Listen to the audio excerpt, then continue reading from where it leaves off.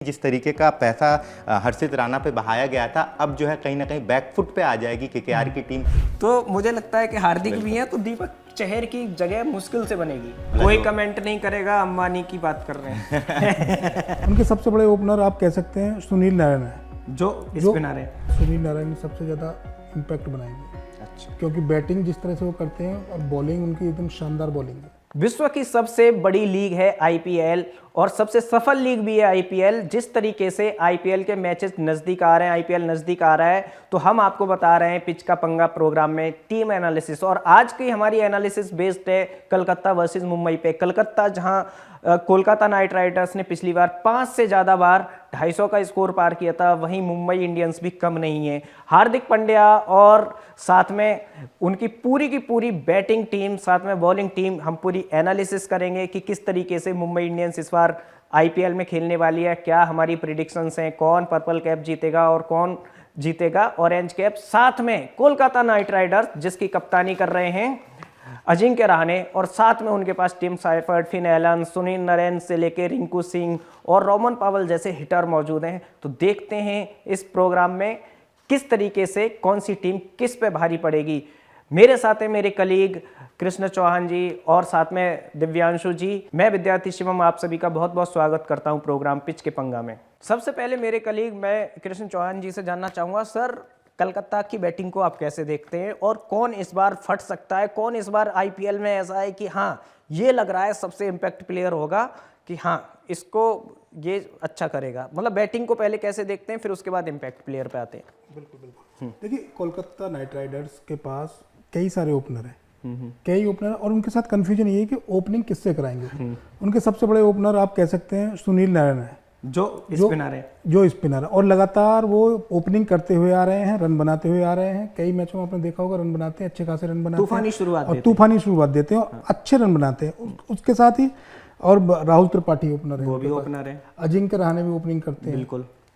तो इस तरह से देख सकते हैं उनकी बैटिंग ओपन। फिन एलन है, वो भी अभी शतक मारा है वर्ल्ड कप में उन्होंने, अभी शतक मारा। रचिन रविंद्र है, तो उनके पास ओपनर तो हैं। शायद टिम साइफर्ट भी है, हाँ टिम वो भी ओपनर है। ओपनर तो इतने सारे ओपनर होने के बाद कंफ्यूजन है कि ओपनिंग किससे कराएं। लेकिन एक नाम है कि सुनील नारायण ओपनिंग करेंगे, बाकी दूसरा ओपनर कौन होगा ये तो टीम मैनेजमेंट तय करेगा या पिच को देख के तय होगा। जी। अब मैं इम्पैक्ट प्लेयर जानना चाहता हूँ आपसे कि कौन ज़्यादा इम्पैक्ट बनाएगा। देखिए इम्पैक्ट प्लेयरों में मुझे लगता है सुनील नारायण सबसे ज़्यादा इम्पैक्ट बनाएंगे। अच्छा। क्योंकि बैटिंग जिस तरह से वो करते हैं और बॉलिंग उनकी एकदम शानदार बॉलिंग है और विकेट टीम में सर कई सारे ऐसे प्लेयर भी हैं जैसे नए अंकुश रघुवंशी, अनुकूल रॉय, इन्होंने लास्ट टाइम अच्छा परफॉर्म किया था। एक प्लेयर है रमनदीप सिंह, इन्होंने भी अच्छा किया था। बिल्कुल रमनदीप सिंह। अब कोलकाता ने सबसे ज्यादा पैसे देके खरीदा है कैमरन ग्रीन को। कैमरन ग्रीन वो भी ओपनर ऑस्ट्रेलियन है ना, उनको शायद 24 करोड़ में खरीदा था, 24 करोड़ है ना। अब कैमरून ग्रीन भी ओपनर है और साथ में मिडिल ऑर्डर में आते हैं रोमन पावल, जाएंगे 25 करोड़ 20 लाख दिया था। 25 करोड़ हाँ 20 लाख। तो अब कैमरून ग्रीन और रोमन पावल ये भी दो ऐसे प्लेयर हैं जो मतलब तगड़े से हिटिंग करते हैं। इनको कैसे देखते हैं सर? देखिए कैमरन ग्रीन को अपने आप को प्रूव करना होगा। जितना उन्हें पैसा मिला है उस बात का भी उनके ऊपर दबाव रहेगा कि कितना उन्हें रन बनाने हैं, क्योंकि आप कई ऑस्ट्रेलियन प्लेयर ऐसे रहे हैं कि ज़्यादा पैसे में खरीदे गए लेकिन वो आईपीएल में परफॉर्म नहीं कर पाए। युवराज सिंह के साथ भी ये हुआ है, दूसरों के साथ भी हमने देखा है, कई प्लेयर हैं इस तरह के। तो इनके सबसे ऊपर दबाव इनके यही रहेगा कैमरन ग्रीन के ऊपर कि भैया इतना पैसा अगर मैं खरीदा है तो उन्हें अपने आप को प्रूव करना है। बिल्कुल। अब किस तरह से प्रूव करेंगे वो देखेंगे। ठीक है सर। दिव्यांशु जी कलकत्ता की गेंदबाजी को कैसे देखते हैं? गेंदबाजी में तो कलकत्ता के बहुत बड़ा अपडेट आया कि हर्षित राणा और आकाशदीप जो कि बैकबोन कहेंगे, अगर पेस की बात करें दोनों ही खिलाड़ी रूल्ड आउट हो गए हैं केकेआर की ओर से। हाँ, और अगर हर्षित राणा की बात करें तो उनके जगह जो है ब्लेसिंग मुदरबानी आए हैं, और अगर हम बात करें आकाशदीप की तो उनके जगह सौरभ दुबे आए हैं। अब देखना होगा कि ये दो खिलाड़ी किस तरीके का प्रदर्शन करते हैं। बाकी अगर हम बात करें उनकी स्पिन, तो स्पिन उनकी मिस्ट्री रही है, स्पिन उनकी हिस्ट्री रही है, वो बरकरार है। जिस तरीके के दो स्पिनर्स हैं, वरुण चक्रवर्ती की बात कर लें या फिर सुनील नारायण की बात करें, स्पिन जो है अभी भी मेंटेन्ड है, बहुत उनकी ताकत ही जो रही है स्पिन रही है गेंदबाजी में। लेकिन पेस की बात करें, पेस में जो उम्मीदें थी, जिस तरीके का पैसा हर्षित राणा पे बहाया गया था, अब जो है कहीं ना कहीं बैकफुट पे आ जाएगी केकेआर की टीम, क्योंकि हर्षित राणा का ना होना कहीं ना कहीं बहुत दुर्भाग्यपूर्ण है, क्योंकि ब्लेसिंग मुदरबानी और जो है सौरभ दुबे इन पर बहुत ज़्यादा दामोदार रहेगा और किस तरीके का प्रदर्शन करेंगे। क्योंकि अगर हम बात करें पावर प्ले की, डेथ ओवर्स की, तो वहां पर आप डिपेंडेंट नहीं रह सकते हैं स्पिनर्स पे, आपको पेसर्स की ज़रूरत पड़ेगी और देखना होगा किस तरीके की गेंदबाजी करते हैं। और साथ ही साथ टीम में उमरान मलिक हैं जो कि अपने तेज गेंदबाजी के लिए जाने जाते हैं, तो उनका भी हो सकता है कि उन्हें भी मौका मिले। साथ ही साथ मथीसा पतिराना एक बहुत बड़ा नाम है, 18 करोड़ रुपए लगाए गए थे, तो वो भी टीम में है, तो उनका भी देखना होगा कि जो पैसे लगाए हैं क्या उन्हें टीम में जगह मिलेगी और क्या 3 स्पिनर एक साथ खेल पाएंगे। और ये भी बड़ा सवाल है। वैभव अरोड़ा भी है, लेकिन दिक्कत ये है कोलकाता की टीम में कि किसको मौका मिलेगा, क्योंकि अगर ओवरसीज खिलाड़ी की बात करें तो सुनील नारायण टीम में फिक्स हैं। फिन एलन जिस तरीके का उनका परफॉर्मेंस रहा था, 33 गेंद में सेंचुरी कोलकाता के मैदान में T20 वर्ल्ड कप में, उनकी जगह मुझे फिक्स लग रही है। बाकी 2 खिलाड़ी कौन होंगे ये सवाल है कि मुदरबानी होंगे, मथीसा पतिराना होंगे गेंदबाज में, या फिर कैमरॉन। कार्तिक त्यागी भी एक बड़ा नाम है। लास्ट टाइम मतलब जब राजस्थान में थे उन्होंने लास्ट ओवर में 4 रन डिफेंड किए थे, बिल्कुल। हाँ। तो कार्तिक त्यागी एक युवा चेहरा है, 150 की स्पीड पे फेंकते हैं और हापुड़ बुलंदशहर की बेल्ट से आते हैं, यूपी से। तो कार्तिक त्यागी एक ऐसा लड़का है जिसने काफी कुछ झेला है जीवन में। जमीन जायदाद भी नहीं थी उनके पिता का, आप देखेंगे अगर उनको मौका मिलता है तो हो सकता है वो भी अच्छा करें। बिल्कुल, लेकिन सवाल ये है कि 4 ओवरसीज खिलाड़ी खेल सकते हैं, लेकिन मौका किसे मिलेगा? फिन एलन, सुनील नारायण की जगह मुझे पक्की लग रही है। अब मथीसा पतिराना खेलेंगे या बल्लेबाजी में कैमरॉन ग्रीन खेलेंगे, कि साथ ही साथ आपके रोमन पेवेल हैं, टिम सेफर्ड हैं, इतने सारे। क्योंकि मुझे लगता है जो केकेआर की टीम है, पूरी ही टीम जो है कहीं ना कहीं ओवरसीज या फिर कहीं विदेशी खिलाड़ियों पर निर्भर है, और जो आईपीएल में प्रतिबंध है कि 4 से अधिक खिलाड़ी नहीं खेल सकते हैं, तो कहीं ना कहीं दिक्कत पैदा हो सकती है उनके लिए। एक चीज तो ये तय है, मानी जा रही है, मुझे जहां तक लग रहा है कि राहुल त्रिपाठी को 4 या 5 नंबर पे खिलाया जाएगा। हो सकता है, अच्छे खिलाड़ी हैं और जिस तरीके का उनका परफॉर्मेंस रहता है, और उन्हें निर्भर भी होना पड़ेगा भारतीय खिलाड़ियों के पास। एक चीज दिव्यांशु जी, आपको क्या लगती है कि उमरान मलिक के साथ ऐसा क्या हुआ कि वो 2 आईपीएल में परफॉर्म नहीं कर पाए? मुझे लगता है कि तेज गेंदबाज हैं और उन्हें जो है उतना एक्सपीरियंस उनके पास नहीं है। और हम देखें कि आईपीएल में एक से एक खिलाड़ी रहते हैं, बहुत अच्छा परफॉर्मेंस रहता है, ओवरसीज खिलाड़ी रहते हैं, और उनका जो एक्सपीरियंस है, डोमेस्टिक का एक्सपीरियंस अच्छा है, लेकिन ओवरसीज खिलाड़ी जब सामने आते हैं तो वो एक्सपीरियंस वहाँ लैक करते हैं। एक प्रेडिक्शन आपसे जानना चाहूंगा, कौन ले रहा है इस बार purple cap? Purple cap KKR के दृष्टिकोण से तो मुझे लगता है सुनील नारायण, क्योंकि गेंदबाजी बल्लेबाजी दोनों ही बेहतर करते हैं और उनकी टीम में जगह फिक्स है, क्योंकि वो या तो मिस्ट्री गेंदबाजी करके सबको चौंकाएंगे या बल्लेबाजी में अच्छा परफॉर्मेंस रहेगा। पिछले साल तो दोनों ही अच्छा उन्होंने किया था। ठीक है सर, ऑरेंज कैप कौन लेगा? देखिए केकेआर के अंदर, केकेआर में बल्लेबाज तो कई सारे हैं, लेकिन सुनील नारायण भी अच्छी बल्लेबाजी करेंगे, वो तो करते ही हैं। मनीष पांडे भी हैं, लेकिन मुझे लग रहा है इस बार राहुल त्रिपाठी जो केकेआर के लिए बल्लेबाजी करेंगे, कोई फिनिशर का रोल निभाएंगे राहुल त्रिपाठी। अब आपने सर मनीष पांडे का नाम लिया है। मनीष पांडे ऐसे खिलाड़ी हैं जिनको सचिन तेंदुलकर से कंपेयर किया जाता था, पृथ्वी शॉ की तरह, है ना। पहली साल आया एक बच्चा 19 साल का, उसने शतक लगा दिया आईपीएल में ब्रेंडन मैकुलम के बाद। पहले मतलब ऐसे लग रहा था कि हाँ ये लड़का आगे चल के बहुत कुछ करेगा। इस बार सर कोई बोली लगाने वाला नहीं था, एंड में 3rd राउंड में केकेआर ने उन्हें खरीद लिया। क्या वो वापसी कर पाएंगे? अब देखना ये होगा कि मनीष पांडे का हो सकता है ये आखिरी आईपीएल हो जाए, तो इस बार उन्हें मैच तो 1-2 खेलने को जरूर मिलेंगे, लेकिन उन मैचों में अपने आप को मनीष पांडे को प्रूव करना होगा। मनीष पांडे के बाद सबसे बड़ा एक्सपीरियंस ये है कि शुरू से ही खेलते हुए आ रहे हैं आईपीएल। हाँ, मतलब वो उनको सबसे फिटेस्ट क्रिकेटर माना जाता था कि भाई टेस्ट में उनका जो है विराट कोहली से भी अच्छा उनके जो पॉइंट्स रहता था। और एक तरह से मनीष पांडे के पास जो एक्सपीरियंस है, बाकी शायद और किसी खिलाड़ी के पास इतना ना हो केकेआर के अंदर। तो मनीष पांडे के ऊपर एक मैच जरूर उन्हें खेलने को मिलेंगे, क्योंकि हो सकता है आखिरी आईपीएल हो और उनको अपने आप को दिखाना है कि भाई मैं अब जा रहा हूं तो अच्छे खासे रन बना के ही जाएंगे इस बार। हाँ, आर पार वाला क्रिकेट दबाव कोई इतना खास उनके ऊपर होगा नहीं, मुझे जहां तक लगता है। क्योंकि राहुल त्रिपाठी के लिए मिडिल ऑर्डर में, रोमन पावेल के लिए एक अच्छा नाम वो भी बन सकते हैं जो उनकी जगह बन सकते हैं मिडिल ऑर्डर में। बिल्कुल, क्योंकि लोअर ऑर्डर की बात करें तो रसल थे, जिस तरीके का उनका परफॉर्मेंस रहता था, अब वो लोअर ऑर्डर में कोई बल्लेबाज नजर नहीं आ रहा। रसल जैसा बल्लेबाज है नहीं। रिंकू सिंह अकेले तो उनका साथ देने के लिए एक बंदा तो चाहिए। राहुल केकेआर की ताकत ही रसल थे। हाँ, और मतलब अच्छा परफॉर्म किया। एनीवे, चलिए सर आगे बढ़ते हैं अपने सेगमेंट में। केकेआर का मैच है सर मुंबई से। बिल्कुल। मुंबई की स्क्वाड को आप कैसे देखते हैं, खासकर बैटिंग को? देखिए, मुंबई के पास सबसे बड़ी ताकत है रोहित शर्मा, हार्दिक पांड्या, तिलक वर्मा, मतलब बड़े बड़े नाम, Suryakumar Yadav, Suryakumar Yadav, captain, 2 captain, 3 captain, 4 captain, बिल्कुल। तो इतने बड़े बड़े नाम मिचेल हैं। सेंटनर भी हैं सर, हाँ, मिचेल सेंटनर है विदेशी कैप्टन। वही करो, विदेशी कैप्टन, मतलब आप ऐसे समझिए न्यूजीलैंड को फाइनल तक लेके गए मिचेल बिल्कुल सेंटनर। मिचेल सेंटनर लेके गए। अब उसी हिसाब से देखिए कि मुंबई इस बार क्या करेगी। और इन दोनों टीमों की देखें ना, अगर हेड टू हेड प्रदर्शन देखें इन दोनों टीमों का, तो 35 मैच हुए इन दोनों के आमने सामने, जिसमें एमआई ने, मुंबई ने 24 जीते और केकेआर ने केवल 11।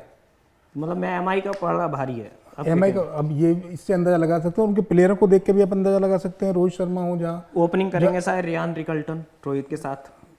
अब ओपनिंग में अब रियान रिकंटल हैं और डीकॉक हैं, क्वांटम डिकॉक भी है। डीकॉक कर सकते हैं ओपनिंग उनके साथ। इनके मतलब बल्लेबाजी तो शानदार है। दोनों में से कोई एक खिलाड़ी को ही मौका मिलेगा, या तो क्विंटन डिकॉक या तो रयान रिकल्टन, क्योंकि दोनों ही खिलाड़ी विकेट कीपर बल्लेबाज हैं। तो दोनों में से कोई एक खिलाड़ी खेल सकता है, क्योंकि फिर वही आ जाती है बात की ओवरसीज खिलाड़ी जो है उस 4 पर- प्लेयर खेल सकते हैं। हाँ, तो दोनों में से कोई एक खिलाड़ी मैदान में रहेगा। लेकिन इनकी बैटिंग इतनी जबरदस्त है कि ये हो सकता है कि रन भी बहुत ज्यादा बना दे। हैदराबाद के लेवल का टॉप ऑर्डर है, बिल्कुल हैदराबाद के, क्योंकि स्पिनर भी अच्छा खेलते हैं। सूर्य कुमार यादव और तिलक वर्मा मिडिल में अच्छा खेलेंगे। रोहित शर्मा इटसेल्फ बहुत अच्छा खेलते हैं। हार्दिक पांड्या भी स्पिनर को अच्छा मारते हैं। नमनधीर का लास्ट ईयर अच्छा परफॉर्मेंस रहा था। नमन धीर, हाँ। सर एक प्लेयर और है, वो भी बहुत तगड़ा खेलते हैं, विल जैक्स।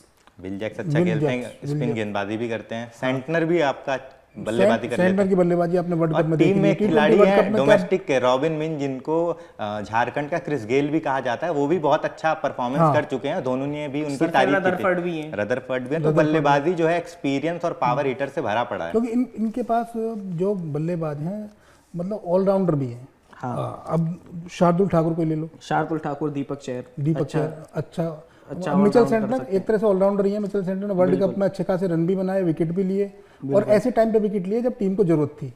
तो ठीक है। सर कौन स्क्वाड में आपको लग रहा है कि ऑरेंज कैप ले जाएगा? मुझे इस बार लग रहा है तिलक वर्मा। तिलक वर्मा, बिल्कुल जैसे वो स्टेबिलिटी दिखाते बिल्कुल स्टेबिलिटी दिखा रहे हैं। उनको मैच्योर प्लेयर बन चुके हैं। उन्होंने जो पाकिस्तान के सामने जो इनिंग खेली थी, आपने देखी हैं। होगी, एशिया कप में नॉट आउट रहे। नॉट आउट रहे थे, वो इनिंग थी, मतलब एक मैच्योर इनिंग थी। उन्होंने दिखाया कि मैं इस तरह की इनिंग भी खेल सकता हूँ, टीम को जिता सकता हूँ। आखिर तक वो डटे रहे, आउट नहीं हुए, ये सबसे बड़ी बात थी। तो इस बार ये लग रहा है कि तिलक वर्मा अपने आप को, क्योंकि वर्ल्ड कप में उन्हें मौके मिले, इस बार मैच खेले, लेकिन अब अपने आप को दिखा देंगे कि मैं क्या कर सकता हूँ। ठीक है। दिव्यांशु जी, मुंबई की गेंदबाजी को कैसे देखते हैं और कलकत्ता से कैसा कंपैरिजन है इनका? बहुत ही मजबूत गेंदबाजी है। अगर मुंबई की बात करें, एक्सपीरियंस से भरा पड़ा है। जिस तरीके के दिग्गज खिलाड़ी हैं, ट्रेंट बोल्ट, एक्सपीरियंस भरपूर है, आईपीएल में भी बहुत उनका ज्यादा खेल रिकॉर्ड चुके भी है हैं। पहले ओवर में विकेट लेने का, उनसे बेटर किसी का नहीं है। पावर प्ले की बात करें तो उनसे बढ़िया गेंदबाज कोई भी नहीं है आईपीएल में, जिस तरीके की वो गेंदबाजी करते हैं। और दूसरे गेंदबाज है जसप्रीत बुमराह, तारीफ ही नहीं करनी है, इतने उम्दा खिलाड़ी हैं, जितना कहिए उतना कम है। साथ ही साथ उनके दीपक चहर है। दीपक चहर अगर स्विंग विकेट मिल जाए, हाँ, वो मतलब एवरेज परफॉर्मेंस रहता है। लेकिन बात यह है कि अगर आपके साथ ट्रेंट बोल्ट हैं और जसप्रीत बुमराह, तो ये जो 2 खिलाड़ी हैं, इनके जो 8 ओवर होते हैं, बल्लेबाज डरते हैं कि इस 8 ओवर को कैसे भी निकालना है, 8-10 रन बस ओवर में आ जाए, विकेट बचाना है। क्योंकि ये 2 खिलाड़ी विकेट निकालते हैं तो बल्लेबाजों पर प्रेशर रहता है। तो जब दीपक चहर गेंदबाजी करने आएंगे तो बल्लेबाजों का जो दिमाग में होगा कि इस ओवर में बहुत सारा रन बनाना, और वहां पे वो विकेट निकाल सकते हैं। और बहुत अच्छा उनके लिए अपॉर्चुनिटी है कि उनके साथ ट्रेंट बोल्ट हैं और जसप्रीत बुमराह है।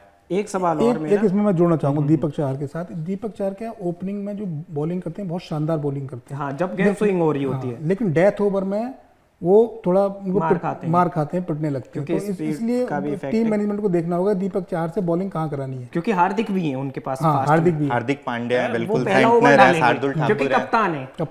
आप आपने गलत T20 वर्ल्ड कप में देखा, ऐसा ही हुआ दूसरा था, ओवर, चौंकाने पहला वाला ओवर। मामला आईपीएल में कि वो ओपनिंग ही कर रहे थे। और फिर अभी वर्ल्ड कप में भी ये हमने T20 देखने वर्ल्ड को कप में मिला है। उन्होंने शुरू में बॉलिंग की है। बिल्कुल। तो हार्दिक पांड्या अगर कप्तान होंगे तो वो पहला ओवर डालने आएंगे, ये लिख के ले लो, है ना। तो हार्दिक हैं, हार्दिक के लेकिन साथ कप्तान के ऊपर जिम्मेदारियां काफी होती हैं। हो सकता है हार्दिक पहला ओवर ना डालें, दूसरा डालें।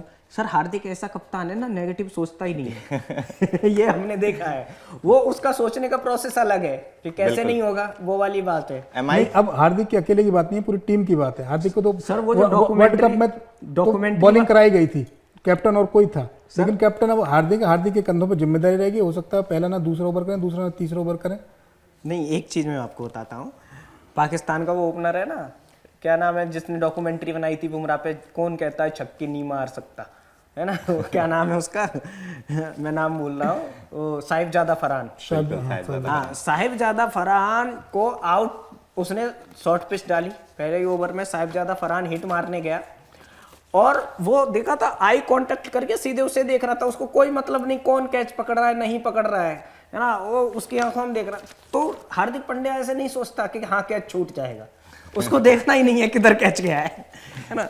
तो मुझे लगता है कि हार्दिक भी है तो दीपक चहर की जगह मुश्किल से बनेगी और 4 फास्टर नहीं खिलाएंगे, या तो ये भी हो सकता है कि दीपक चहर के जगह जो है वो टीम में किसी शार्दुल को ऐड कर लें, क्योंकि बल्लेबाजी भी कर लेते हैं। शार्दुल बल्लेबाजी ऑलराउंडर है तो हो सकता है उनको बिल्कुल। ऐड और करें। गेंदबाजी की अगर कमजोर कड़ी की बात करें तो एमआई की जो स्पिन गेंदबाजी है वहां पर हम देखते हैं कि मयंक मार्कंडे हैं, अच्छे गेंदबाज हैं, लैक ऑफ एक्सपीरियंस है, उतना एक्सपीरियंस नहीं है क्योंकि सारे ओवर्स तो आप जो है पेसर से करा नहीं सकते हैं, स्पिनर्स की आपको जरूरत पड़ेगी। बिल्कुल, तो मयंक मार्कंडे हैं और अल्लाह गजनफर है, ये 2 गेंदबाज हैं। अल्लाह गजनफर जो है अफगानिस्तान शर्मा भी हैं शायद। हाँ, करण शर्मा भी, और अल्लाह गजनफर जो है अफगानिस्तान के एक अच्छे खिलाड़ी हैं, अच्छा परफॉर्मेंस करते हैं, तो उन पे काफी ज्यादा उम्मीदें रहेंगी कि अच्छा परफॉर्म करेंगे। लेकिन मुझे ओवरऑल लगता है कि सब चीज अच्छा है, स्पिन थोड़ी कमजोर है, बेशक उनके टीम में सेंटनर है जो कि अच्छी गेंदबाजी करते हैं, विल जैक है अच्छी गेंदबाजी करते हैं, अच्छा स्पिन करते हैं, लेकिन बात यह है कि टीम में रहेंगे या नहीं रहेंगे, क्योंकि 4 खिलाड़ी रह सकते हैं। आप क्विंटन को रखेंगे या रेयान को रखेंगे, 2 में से 1 खिलाड़ी होंगे। हाँ, रदरफोर्ड। लेकिन सबसे अच्छी एमआई की बात ये लगती है कि ये विदेशी खिलाड़ियों पे बहुत ज्यादा निर्भर नहीं है, मेड इन इंडिया टीम है ये। हाँ, मेड इन इंडिया टीम है और इम्पैक्ट प्लेयर का यूज बहुत अच्छे से करते हैं। रोहित शर्मा बाहर बैठे रहते हैं, बैटिंग करने सिर्फ आते हैं, तो इम्पैक्ट प्लेयर का भी यूज अच्छा करते हैं। तो एक सेंटर खेलेंगे सेंटर एक स्पिनर तो खिलाएंगे मिचेल सेंटर खेलेंगे, क्योंकि मयंक मार्कंडे और गजनफर पर दोनों पे ही डिपेंड नहीं होंगे, क्योंकि काफी ज्यादा वीक हो जाएगी टीम, तो सेंटर को खिलाना ही पड़ेगा। जल्दी से ये बताइए अब कौन ले रहा है इसमें पर्पल कैप? पर्पल कैप मुझे इसमें लगता है कि जिस तरीके से हार्दिक पांड्या दावेदार हो सकते हैं। हार्दिक पांड्या, ठीक है सर, आपकी तरफ से कुछ प्रेडिक्शन? मेरे तरफ से तो ऑरेंज कैप तिलक वर्मा ले रहा है। नहीं, पर्पल कैप गेंदबाजी में पर्पल कैप बुमराह है, बुमराह लेंगे। बुमराह, चलिए ठीक है, बुमराह का आपने जिक्र नहीं किया। बुमराह की कितनी जिक्र की जाए, हर वीडियो में बहुत ज्यादा जिक्र करते हैं बुमराह, और वो अच्छा परफॉर्म करेंगे वो तो हमें पता ही है। ठीक है, सूर्य कुमार यादव के बारे में सर नहीं कहा आपने कुछ?